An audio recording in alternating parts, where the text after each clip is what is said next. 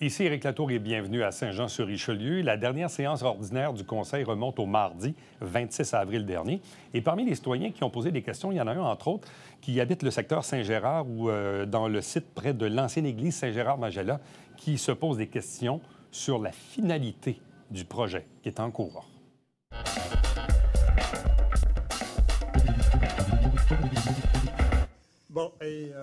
Donc bonsoir à tous. Je suis résident de la rue Lebeau à Saint-Jean-sur-Richelieu. Pour ceux qui ne savent pas, c'est où? Oui. C'est une des rues riveraines au projet de l'église Saint-Gérard-Magella. L'église Saint-Gérard et maintenant ce qui s'appelle Faubourg-Magella. Oui. Ce qui a piqué ma curiosité dès le départ, madame, c'est cet article qui a été publié dans le Canada français le 7 avril, puis qui expliquait pourquoi le projet, à ce moment-là, a été retardé, arrêté depuis 3 mois, et maintenant on est rendu à 4 mois. Alors, on lit que M. Roy est retardé dans ses relations avec la municipalité. Pour faire accélérer les choses, il embauche un lobbyiste, M. Yvan Berthelot, qui était, voilà 6 mois, assis dans la chaise de Mme Poitras, si je ne me trompe pas.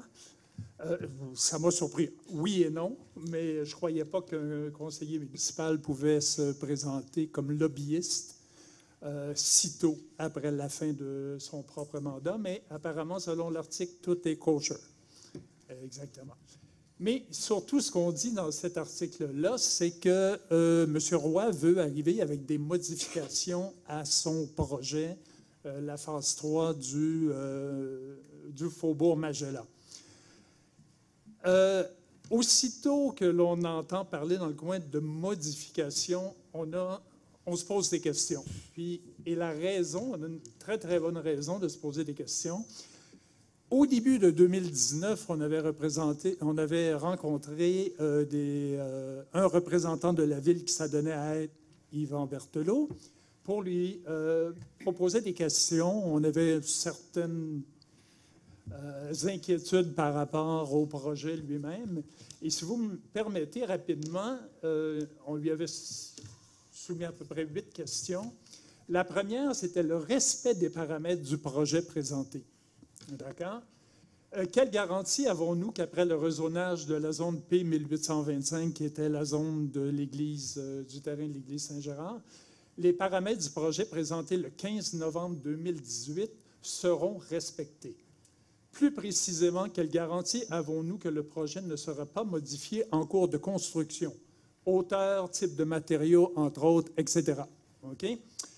Maintenant, M. Berthelot avait passé ces questions-là à M. Luc Castonguay, qui était, comme vous le savez, à ce moment-là, le directeur du service de l'urbanisme, de l'environnement et du développement économique. Et à cette question que nous avions, M. Castonguay, dans la section « Engagement de la ville » requis, la Ville entend utiliser un nouvel outil réglementaire pour encadrer ce projet, le PPC-moi. Cet outil a l'avantage que les plans déposés feront partie de l'autorisation donnée par le Conseil. Donc, si on comprend bien, lorsque le Conseil municipal a approuvé à l'unanimité ce projet-là, tout était basé sur le PPC-moi. Et je peux vous dire qu'on en a entendu parler énormément parce qu'on nous disait que même la couleur de la brique, le parement de métal qui serait là, le nombre d'arbustes qui seraient plantés sur le terrain étaient tous définis dans le PPC-moi. Et donc, le conseil municipal, à ce moment-là, a pris une décision basée sur les paramètres du PPC-moi. OK? Et M. Castonguay de rajouter, le promoteur devra respecter à la lettre les 10 plans, les usages autorisés, le plan de l'aménagement paysager, etc. Donc, le PPC-moi, ça nous avait été présenté, tout était enchâssé, même les petits arbustes qui étaient là-dedans. Bon. Allez-y, continuez. Oui. J'ai été voir le mandat de M. Berthelot, parce que c'est de l'information publique sur le registre des lobbyistes. Et on nous dit qu'il travaille sur des modifications au plan d'intégration d'implantation. Et il y a lieu que ces modifications-là vont concerner le pourcentage de maçonnerie, l'ouverture des fenêtres, la plantation des arbustes et les espaces de stationnement extérieur, ainsi que la hauteur du bâtiment. Je ne sais pas si vous me suivez. Mais je vous suis. Je vous ai même entendu durant ma campagne électorale. Que ça n'a aucun lien. Nous, on s'était fait promettre quelque chose. Le PPC et moi, ne vous inquiétez pas. Les paramètres sont là-dedans. On ne peut pas déroger.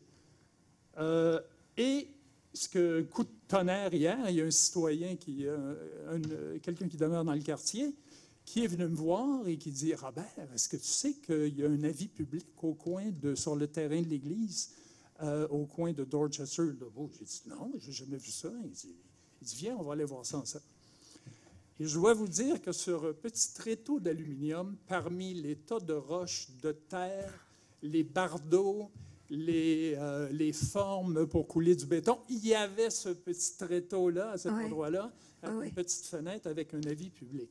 D'accord? Et l'avis public nous mentionne qu'il y a une demande de dérogation mineure. Je l'ai, la formulation, c'est autoriser l'agrandissement du bâtiment principal de la phase 3, dont la hauteur excède, donc on veut rajouter 0,6 mètres à ce bâtiment de la zone 3, contrairement à ce qu'il y a dans le PPCMOI 2019-4444. Monsieur Harrison, oui. le temps est terminé. Oui, je vous pose ma question. Oui, allez-y, go. D'accord. Go tout de suite. Nous allons avoir une séance extraordinaire du conseil municipal le 10 mai 2022 pour parler de cette chose-là. Est-ce que ce qui est proposé à ce moment-là, c'est seulement que l'augmentation de la hauteur de l'édifice de 0,6 mètres, ou on peut avoir d'autres surprises, d'autres choses qui vont se rajouter sans que l'on en ait entendu parler auparavant? OK. J'ai pris votre question. D'accord. Et la question corollaire qui vient avec ça, est-ce que c'est possible que l'on ait d'autres surprises après ça, avec d'autres avis publics et avec d'autres séances extraordinaires, parce que le promoteur va avoir demandé d'autres modifications? Quand nous sommes fait promettre dès le départ, il y a un PPC-moi, les paramètres du projet seront comme ça du début jusqu'à la fin. Mais là, il semblerait, parce qu'on a l'emploi d'un bon lobbyiste, merci beaucoup, M. Harrison. Alors, le 10 mai, j'y serai. Oui. Alors, moi aussi. J'espère ne pas avoir de trop grandes surprises désagréables le soir du 10 mai. C'est bien. Merci. Merci beaucoup.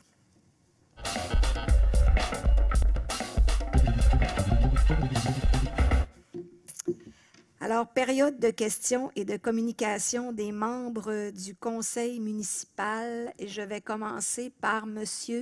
Sébastien Godette, district 5. Chanceux. Oui. Bonsoir tout le monde. J'avais quelques éléments, puis je vais pouvoir répondre à la question de Madame au niveau du chemin des Patriotes. Premièrement, j'ai eu plusieurs communications de la part de citoyens dans les dernières semaines en lien avec des problèmes de vitesse sur la rue Coderre. Vous savez, la rue Coderre, la rue Méran, c'est les rues qui ceinturent un peu le cégep de Saint-Jean. Bon, avec la fin de la COVID ou la presque fin de la COVID, le retour des élèves, on a des problèmes de circulation dans ce coin-là de la ville. Problème de vitesse, je pense que peut-être on pourrait regarder peut-être l'installation d'un arrêt au coin de la rue Beauséjour. Bref, on a une rencontre qui est planifiée dans les prochaines semaines avec la direction du cégep pour essayer de trouver des solutions aux problèmes de circulation, aux problèmes de stationnement autour du cégep. Donc, on devrait être en mesure de pouvoir revenir aux citoyens, mais inquiétez-vous pas, j'ai bien entendu vos préoccupations et ça va être adressé rapidement aux autorités du cégep. Deuxième chose, il va y avoir 2 beaux événements qui s'en viennent au mois de mai avant le prochain conseil de ville. Premièrement, les Pirates de Saint-Jean, notre équipe senior, est de retour à Saint-Jean cet été. C'est une excellente nouvelle. Ils ont un tournoi de financement parce que vous savez, les activités de baseball, les joueurs investissent des sous l'été, même si ça donne une belle image à la ville. Donc, il va y avoir un tournoi de hockey-ball qui va avoir lieu à la Vieille Arena le 7 mai. Donc, si jamais vous êtes intéressé à aller faire un tour, c'est une belle activité. Et il faut juste vous rappeler que le premier match local des Pirates cette année sera le 15 mai au stade Richard-Lafontaine, donc stade Richard-Lafontaine qui est à côté de l'Arena. Autre chose, il y a plusieurs emplois qui sont disponibles présentement sur le site de la Ville de Saint-Jean. Je sais qu'on est en pénurie de main-d'œuvre, mais si vous avez de l'intérêt à travailler pour la Ville de Saint-Jean, sjsr.ca/emploi avec un S. Il y a des emplois pour les jeunes cet été au camp de jour. On cherche des agentes administratives, des agents de soutien, contremaîtres au parc, des régisseurs, des ingénieurs, des auxiliaires. Donc, il y a plusieurs opportunités qui sont intéressantes pour les gens qui auraient un intérêt à travailler à la Ville de Saint-Jean. Autre élément, pour les citoyens de Saint-Edmond, le comité des loisirs devrait se réunir dans les prochaines semaines et on va avoir un conseil d'administration nouveau. Vous savez, Mme Legrand, Fernande est décédée dans le temps des fêtes et on va avoir un nouveau conseil d'administration et on nous promet le terrain de pétanque prêt pour la 2e semaine de mai. Donc, c'est une excellente nouvelle pour les gens qui jouent de la pétanque dans Saint-Edmond. Dernière chose, je réponds à la question de la dame tantôt au niveau du chemin des Patriotes. Je comprends votre préoccupation, puis je pense qu'effectivement, en 2022, je pense que les gens qui veulent avoir accès à un service d'aqueduc doivent y avoir accès. C'est un souhait que j'ai. Et tous les citoyens de Saint-Jean devraient avoir accès aux infrastructures. Donc, effectivement, moi, je supporte votre projet 100 000 à l'heure.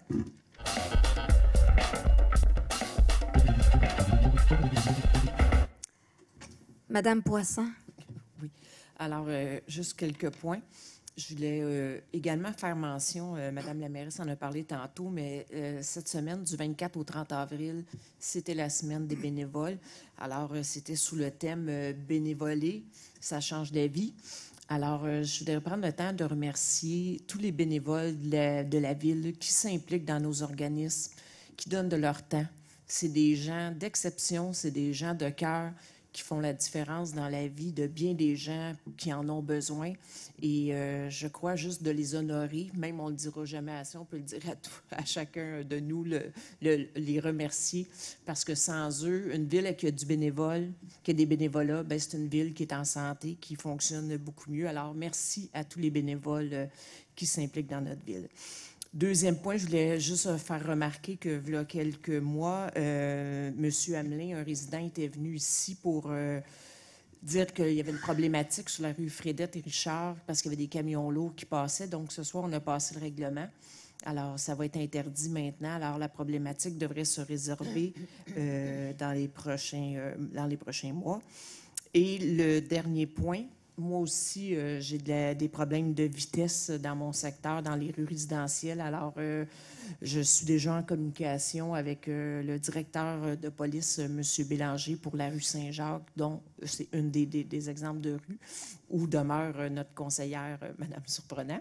Alors, je voulais juste vous dire qu'on s'occupe du dossier, qu'on le suit pour essayer d'enrayer le plus possible la vitesse dans nos rues résidentielles.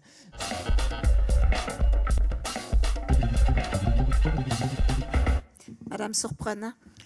Alors, bonsoir. Je vais enfiler un petit peu avec le même sujet que Mme Poisson au niveau de la sécurité. On a eu une bonne nouvelle. Ça a été voté au Conseil ce soir que l'intersection Vieux-Moulin-des-Forges, juste à côté de l'école, va y avoir un stop 3 directions, dans le fond, dans toutes les directions. Donc, c'était demandé depuis longtemps par les citoyens du secteur. Il y a même eu une pétition et tout. Le service de police est allé faire, puis le service également des travaux publics, pas des travaux publics, infrastructures et... ils sont allés faire des études, en tout cas, de circulation, etc. Et ben, vous aviez raison, finalement. Il y avait une problématique à ce secteur-là. Donc, je suis bien contente là, de savoir que les élèves de l'école, les parents qui vont chercher leurs élèves, les élèves au service de garde et tout ça, là, ça va être vraiment beaucoup plus sécuritaire avec un arrêt à cet endroit-là. Donc, bien contente. Une autre belle chose qui se passe dans notre secteur, c'est que ce soir, au Conseil, en ce qui concerne les infrastructures de loisirs, on a octroyé, entre autres, un contrat pour installer des nouveaux modules dans 2 des parcs du secteur. Donc, c'est des bonnes nouvelles. On va avoir des beaux modules de jeux dans nos parcs. Et également, on a octroyé le contrat pour l'agrandissement du stationnement pour le parc des Parulines, avec également de l'aménagement aussi. Donc, je pense que ça aussi, tant au niveau permettre aux gens de pouvoir se rendre au parc des Parulines que de permettre la sécurité sur le chemin, parce que les gens avaient tendance à se stationner tout le long du chemin, ça devenait non sécuritaire. Donc, c'est des bonnes nouvelles à venir pour le secteur. Donc, bonne fin de soirée.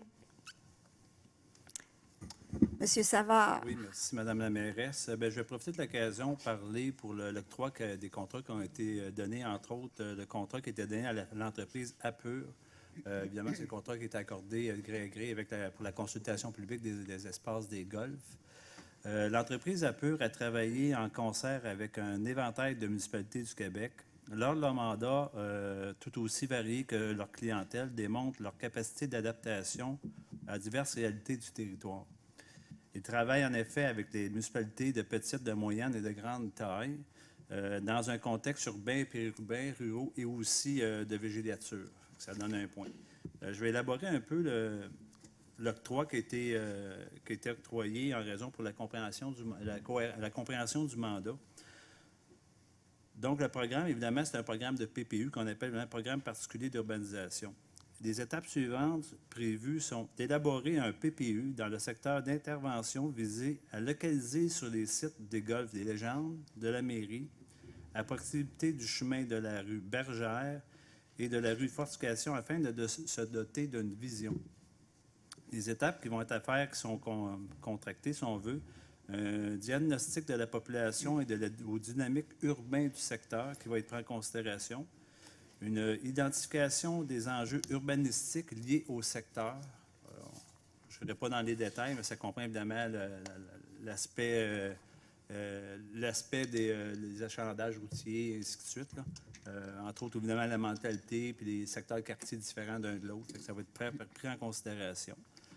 Autre point, évidemment, c'est d'identifier les secteurs en emplacement propices à du développement au sein du site, tout en identifiant les impacts positifs et négatifs liés à la densification du secteur visé par le PPU. Il y a aussi prévoir l'intégration d'habitations abordables, qui est élaborée aussi sur le mandat, procéder à la délimitation de différentes aires d'affectation au sein du secteur visé afin de proposer un concept hybride, donc préservation des espaces verts et naturels et du développement du site. Il y a aussi la réalisation de 2 scénarios détaillés de développement influant chacun d'une trame urbaine. C'est-à-dire, autrement dit, qu'on va monter 2 scénarios que, mettons, X quantité de projets de résidentiels ou espaces verts pour être conservés. Donc, ça fait partie de leur mandat. Évidemment, une analyse de la circulation du secteur va être prise en considération. Faire ici, évidemment, l'entreprise doit faire des propositions par l'entremise du PPU en lien avec la volonté visée de créer une image forte et unique. Alliant urbanité, si on veut urbaniser les espaces verts du secteur et d'améliorer son accessibilité et d'implanter des écoles de manière harmonieuse au sein du projet. Évidemment, cette démarche voudra être inclusive avec les Joannais et les partenaires du milieu. Cela constitue, je peux croire, une première étape vers la consultation publique et aussi, évidemment, d'une concertation citoyenne. Fait que ça reste dans les démarches qu'on avait entreprises lors de la campagne électorale. Puis je pense, malgré tous ceux qui me connaissent depuis plusieurs années, je tiens à cette consultation publique-là. Je tiens aussi à ce que la participation des citoyennes soit intégrée. Puis c'est un point qui est bien important, puis autant, je crois, pour l'équipe de Mme Bouchard, puis nous, moi, personnellement, c'est d'agir en toute transparence sur toute situation qui va se présenter dans ce dossier-là. On est rendu à une étape que c'est un secteur assez convoité. On connaît tout le marché aujourd'hui, mais on est quand même à penser que chaque chose a un prix. Il faut donc analyser les prix attachés à cette réalité-là. Puis en même temps, c'est de travailler en espérant, du moins, de faire le maximum possible de bonification des espaces verts, parce qu'on sait que c'est très, très important aujourd'hui pour nous tous. Donc, ça va faire partie, évidemment, des démarches qui vont être à suivre prochainement. On n'est pas en mesure maintenant de vous informer, si on veut, l'échéancier, le calendrier des consultations, mais dès cette semaine, cette semaine, plutôt vers la semaine prochaine, on commence déjà à entamer la démarche avec le consultant pour vraiment préposer quelque chose aux citoyens, puis d'une démarche d'intérêt pour créer un lien d'appartenance sur cette section du territoire de mon district. C'est le point que je voulais rajouter pour le mandat qui nous a été acquis. Pour le dossier de Mme Lancier sur la rue Chemin des Patriotes, effectivement, nous avions discuté, élaboré à l'époque sur la possibilité de voir un projet des infrastructures, si on veut. Mais vous savez comment on fonctionne. Nous, ça nous prend des recommandations, des services. Mais à partir du moment que vous avez refait un peu, relancer le débat, je souhaite évidemment qu'on ait un débat aussi sur aux recommandations du service d'ingénierie qui pourrait nous proposer prochainement.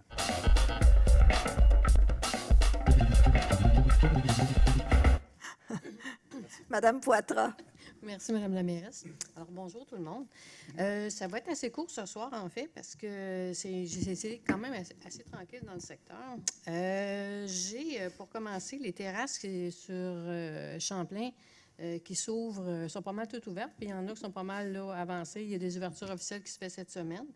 Je vous invite à aller faire un tour, à les encourager. Moi-même, j'y vais régulièrement. On va avoir peut-être la chance de se croiser là. Je voulais vous inviter aussi à aller vous promener sur la bande de canal, aller voir nos magnifiques décorations. On a travaillé fort là-dessus, mais pas moi, mais le service de développement du Vieux-Saint-Jean. Et puis, là aussi, vous risquez de me croiser régulièrement. Puis, ce qui m'amène à mon point que j'ai souvent, ça, je croise souvent des gens, j'ai des gens qui m'appellent, puis souvent, ils commencent en me disant « Je m'excuse de vous déranger » ou « Est-ce que je peux venir vous parler » ou « Est-ce que c'est correct ?» Puis je veux vous inviter à le faire parce que moi, vous êtes important pour moi. J'ai été élue parce que vous m'avez élu. Et puis vos commentaires, vos idées, je les prends sérieusement en considération. Puis c'est toujours un plaisir de partager des conversations avec vous. Fait que gênez-vous pas quand vous me croisez, venez me voir, écrivez-moi, ça me fait plaisir. C'est ça ma job, c'est ça, je suis là pour vous. Et puis, je voulais terminer avec un petit mot pour M. Harrison. Concernant Magella. Vous savez, Magella, quand je suis arrivée en poste, c'est un gros dossier très chaud. Évidemment, qui était judiciarisé, donc je pouvais pas commenter, je ne peux encore plus ou moins, mais je peux quand même vous expliquer que, contrairement à l'article du journal que vous avez sorti tantôt, qu'il y a eu un travail remarquable de la direction générale de la ville de Saint-Jean, ainsi que du service de l'urbanisme. Moi, j'ai eu des conversations régulièrement aussi avec M. Beauchemin. On a travaillé très fort pour essayer d'avoir la meilleure entente possible pour satisfaire le plus de gens possible. Alors, on a travaillé fort. J'ai essayé de nous faire confiance là-dessus. Et puis, vous... J'aimerais pourquoi on discute plus tôt, parce que je voudrais savoir... Non, on ne fera pas ça, M. Harrison, là, non. Je veux juste essayer de vous rassurer qu'on a travaillé très fort pour essayer de satisfaire vraiment tout le monde. Fait que ça vous inclut aussi, parce que quand j'ai fait ma campagne électorale, j'ai entendu vos propos, j'ai entendu les gens qui habitaient autour, qu'est-ce que vous voulez, tout ça. Ça a tout été mis en place, ça a tout été en action. Alors, je veux juste vous rassurer là-dessus que ça a été pris en considération, puis que la direction générale a travaillé fort là-dessus. Alors, c'était le point que je voulais finir avec Magella. Et puis, je vous invite aussi, encore une fois, à vous abonner à ma page Facebook, Lynne Poitras-équipe André Bouchard. J'y suis régulièrement aussi. Je vous informe de ce qui se passe dans le district, ce qui se passe dans la ville. Si vous avez des questions à me poser, là aussi, également, je suis très disponible. Alors, ça faisait pas mal le tour de mes nouvelles de ce soir. Et puis...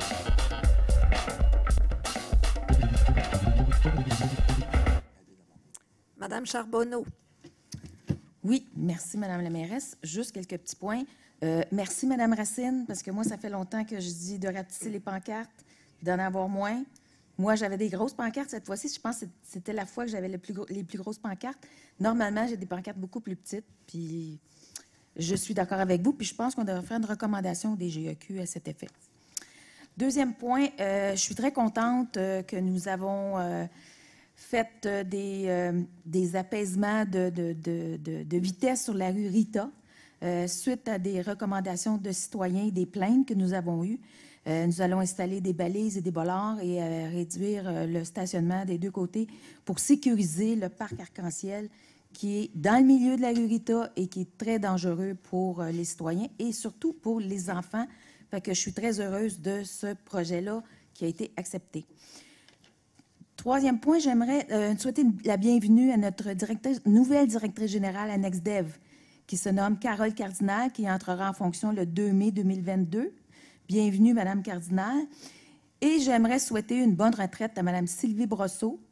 Et est-ce qu'on pourrait faire une lettre de remerciement à Mme Brosseau pour ses 38 ans à NextDev, nommez-le comme vous voulez, parce que ça a été le CLD, le Conseil économique, etc., etc. Je pense que ce serait bien pour ses 38 ans de loyaux services pour le développement économique de la ville de Saint-Jean et la MRC. Dernier point, j'aimerais faire une demande à Mme la mairesse, le conseil, la direction générale. Mon conjoint m'a donné une suggestion. L'année dernière, mon conjoint a acheté une tondeuse électrique avec une batterie rechargeable.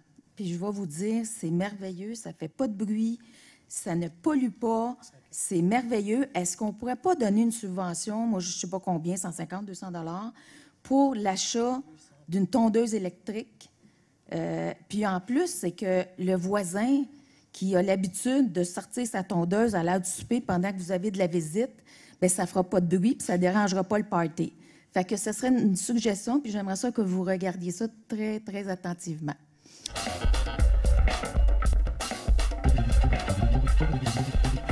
Madame Racine-Lehoux. Oui, je vais juste faire un spécial mot de Marianne Lambert parce qu'elle est absente ce soir. Ça, c'est les mots de Marianne, ce n'est pas les miens. Donc, j'aimerais remercier Julien et Isabelle de la rue Catherine qui se sont occupés de la pétition pour le processus d'asphaltage. J'en suis très reconnaissante.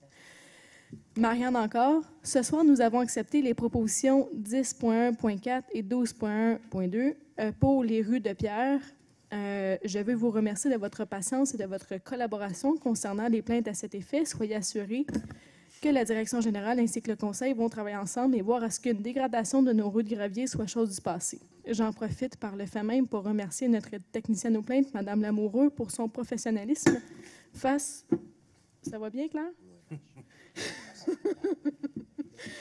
Donc, face aux nombreuses plaintes sur les rues de gravier. Encore merci à vous tous. Donc, ça, c'était le spécial Marianne. Le spécial Jessica Racine-Lehoux maintenant. Des petits points rapides. Merci à tous ceux qui ont fait de la Marche de la Terre du week-end dernier un événement qui a eu du succès. J'aimerais aussi prendre exemple sur Claire, non pas pour renverser son eau, mais pour souhaiter la bienvenue à Mme Chartier à la direction de l'environnement. Ensuite, politique de l'arbre.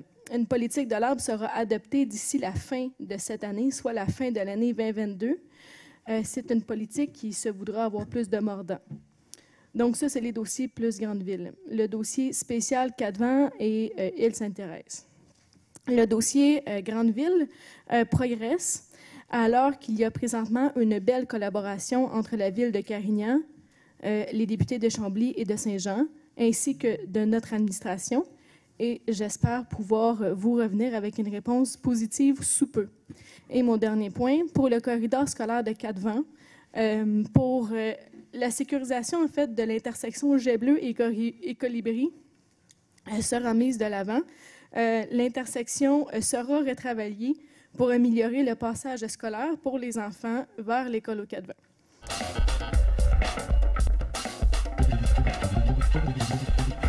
Merci d'avoir été là. On se fixe rendez-vous la semaine prochaine alors qu'on va vous présenter de nouveaux extraits de cette séance régulière du Conseil du mardi 26 avril 2022. Entre-temps, commentaires ou suggestions par courriel, Éric Latour en un mot à commercial tvhr9.com.